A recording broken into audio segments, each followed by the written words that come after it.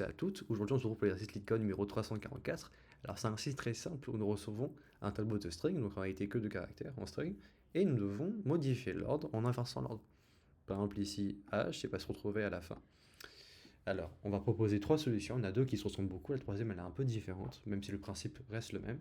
Alors, la première, c'est qu'on va utiliser ici un tableau intermédiaire qui va nous permettre de réécrire les valeurs dans un ordre inversé, puis de l'utiliser pour modifier notre tableau. Donc ici, on écrit notre tableau temp, donc qui est notre tableau intermédiaire, avec les valeurs inversées, puis ici, nous réécrivons pour modifier les valeurs directement dans notre tableau. On va aussi pouvoir utiliser un stack, donc c'est une data structure, donc une structure de données, qui est considérée en réalité comme une pile. Ça veut dire que le premier qui est posé, c'est le dernier qui va être sorti. Donc on va utiliser ce principe pour pouvoir réécrire dans l'ordre inverse. Donc ici, qu'est-ce qu'on fait? On récupère toutes les valeurs dans notre stack.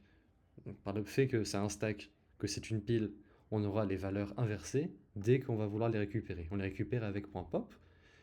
.pop, ça permet d'enlever la valeur, de la retirer, et en plus de la retourner, donc de pouvoir la récupérer. Donc c'est ce qu'on fait ici. Donc tant que notre stack n'est pas encore vide, on peut la vider et la rajouter dans notre tableau.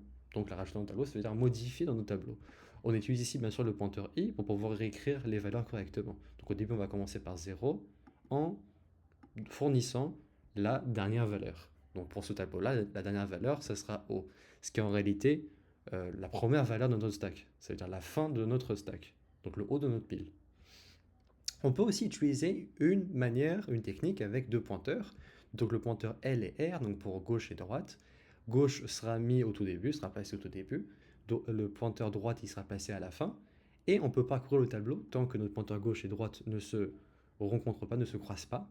On peut inverser les valeurs. Donc si on inverse toutes les valeurs jusqu'à la moitié du tableau, donc jusqu'à que L atteint la moitié de notre tableau, on peut tranquillement arriver à inverser l'ordre. Alors ici, ce qui est bien en Python, on peut directement faire ça. On n'a pas besoin d'utiliser une variable intermédiaire. Un peu ce qu'on fait avec le tableau, mais à l'échelle d'une variable, on n'a pas besoin de le faire. On pourra directement utiliser cette syntaxe-là.